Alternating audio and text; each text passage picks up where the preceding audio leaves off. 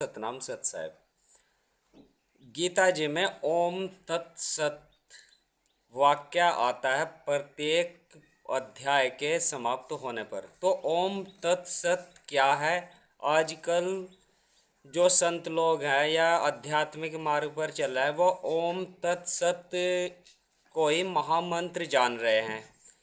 यह वास्तव में एक महामंत्र है, लेकिन यह कैसे कार्य करता है, वह इसका अर्थ क्या है, यह क्या बताना चाहता है जिससे कि यह साधक के लिए मंत्र साबित हो जाए।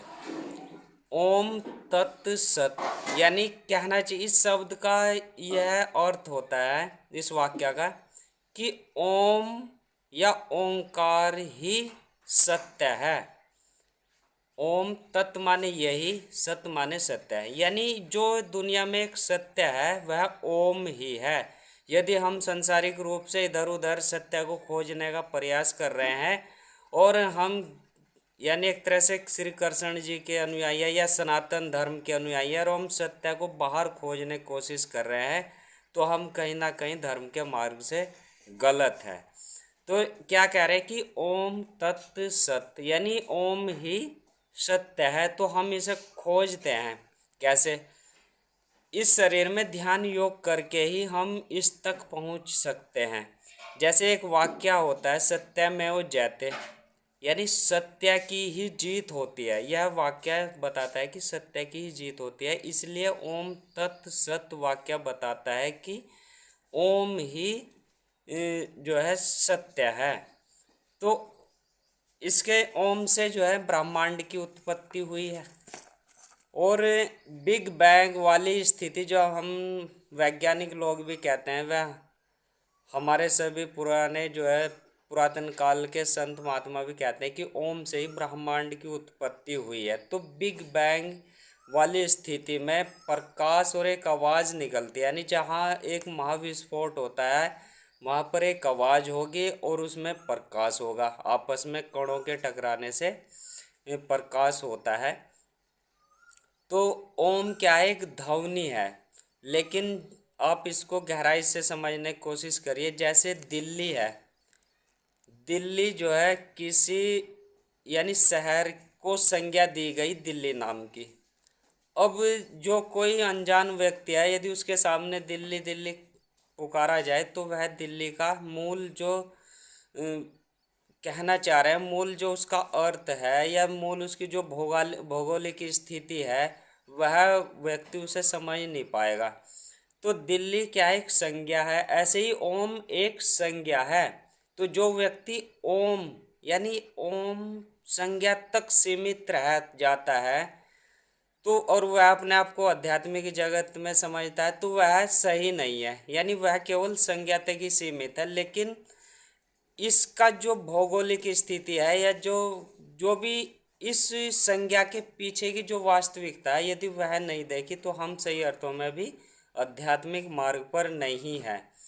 तो ओम जो बना होता है एक शब्द, ऐसे यह व्यक्ति के ध्यान योग में बैठने की स्थिति है। जैसे ए बना होता है तो ए में दोनों पैर की स्थिति होती है, और जो पीछे ऐसे यूं मुड़ करके होता है तो वह रीढ़ की हड्डी होती है, और फिर चंद्र बिंदु होता है, वह हमारा जो है ब्रह्मांड की होती है, यानी मुख से ऊपर के जो तीन चक्र होते हैं उनको इंगित करता है। तो ओम जो संकेतिक शब्द है, संकेत है ओम का, वह हमारे ध्यान में बैठने की स्थिति को प्रदर्शित करता है। उसमें सातों चक्र सम्मिलित होते हैं।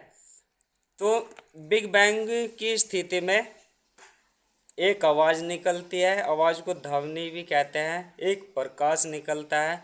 ओम ही परम ब्रह्म है, ऐसा शास्त्रों में वर्णन मिलता है कि ओम ही पर ब्रह्म है। तो अब जो है समझने वाली बात यह है कि आत्मा पर ब्रह्म का अंश है। तो यानी जो ओम है वह पर ब्रह्म है और आत्मा पर ब्रह्म का अंश है, तो आत्मा भी ओम का ही अंश है। अब आत्मा बराबर हो गया ओम, अब जो संत लोग आए या अन्य महापुरुष अवतार आए या श्री कृष्ण जी ने गीता में बताया है आत्म साक्षात्कार करने के लिए, तो आत्म साक्षात्कार करने वाली स्थिति में जो है ये ओम एक सांकेतिक रूप से दिखाया जाता है कि आप आत्म साक्षात्कार शरीर को इस तरह की स्थिति में बैठकर करिए।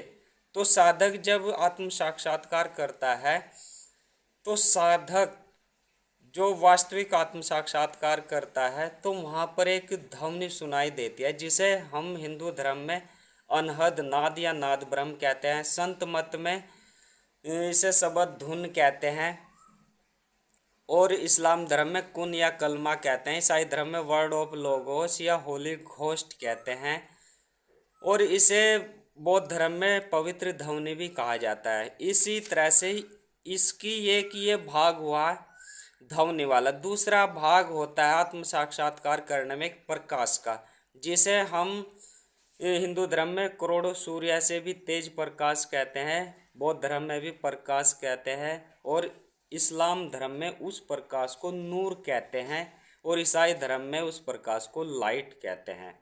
और शब्द यानी संत मत में इसे निर्ति कहते हैं यानी शब्द प्रकाश। तो यानी कहीं ना कहीं सभी धर्म इस ओम के यानी ओम तो एक सांकेतिक संज्ञा है भारत के लिए, लेकिन इस जो इसके पीछे की जो एक यानी एक जो भौगोलिक स्थिति है या जो ये बताना चाहता है वह सभी जगह सभी धर्मों में अपने भाषा के अनुसार इसे संज्ञा दी गई है।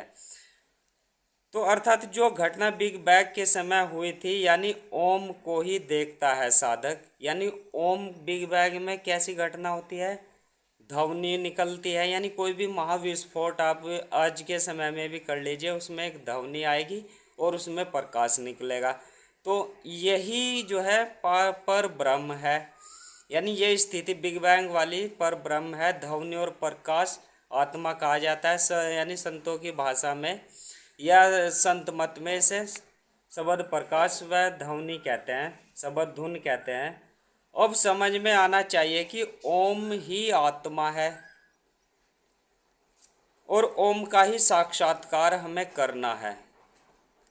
यदि कोई साधक ओम मंत्र की या ओम तत्सत की माला मात्र जप रहा है तो वह भी सही अर्थों में आध्यात्मिक मार्ग पर नहीं है। वह तभी आध्यात्मिक मार्ग में होगा जब वह आत्म साक्षात्कार ओम का कर लेगा और सही यानी सही मार्ग को अपनाएगा। श्री कृष्ण जी ने गीता में बताया और संतों ने भी अपने शब्दों में बताया है, सभी जगह इसको बताया और एक ही रास्ता होकर गुजरता है। सभी धर्मों में नाम की महिमा का वर्णन किया गया। इस्लाम धर्म में भी कुरान शरीफ में नाम का वर्णन है और रामायण में भी कहा है कलयुग आधारा नाम आधारा, और संत मत में भी जो है नाम का ही जिक्र होता है और ईसाई धर्म में भी नाम की ही चर्चा की जाती है। तो यदि कोई व्यक्ति ना और हिंदू धर्म में भी मंत्र जाप की चर्चा की जाती है, यदि कोई व्यक्ति सही अर्थों में मंत्र जाप या नाम की चर्चा नाम का जाप नहीं कर रहा है तो वह अभी सही मार्ग पर नहीं है। यही तो कहा कि यदा यदा ही धर्मस्य ग्लानिर्भवति भारत, यानी जब जब धर्म की हानि होती है, हानि इसी तरह से होती है कि धर्म अपने मार्ग से विचलित हो जाता है, जो सच्चाई का मार्ग है उस पर नहीं चलते हैं, नाम जाप नहीं कर रहे हैं, मंत्र जाप सही अर्थों में नहीं कर रहे हैं। तो इस समय जो अवतार आने वाले हैं वह केवल ओम तक पहुंचने का रास्ता बताने वाले, जो कि ओम जो है पर ब्रह्म है, परमात्मा है और आपके ही शरीर के अंदर छिपा हुआ है, जिसको हम आत्मा भी कहते हैं। सभी जगह इसको अलग अलग संज्ञा दी गई है, सोल कहते हैं, रूह कहते हैं इस्लाम धर्म में। तो ओम ही परमात्मा है क्योंकि आत्मा परमात्मा का अंश है और यह अंश शरीर का संचालन करती है। तो आइए सही अर्थों में ओम तत्सत यानी ओम ही सत्य है।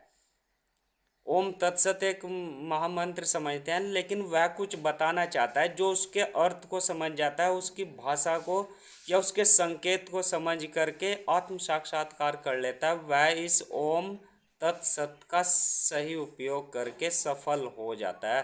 तो ऐसा नहीं कि हम कोई भी इसमें सफल नहीं हो सकते, संसार का प्रत्येक व्यक्ति ओम तत्सत से सीखने की कोशिश करे और सीख करके अपने को सफल करें। जो आपके धर्म के अनुसार अंतिम लक्ष्य होता है मोक्ष प्राप्त करने का, निर्वाण प्राप्त करने का, आखिरत सुधारने का, अनंत जीवन पाने का, वह केवल इसी ही मार्ग से होकर गुजरता है। ओम तत्सत है, यानी ओम ही सत्य है या वास्तविकता है। इसे अनुभव करिए। सतनाम सत साहिब।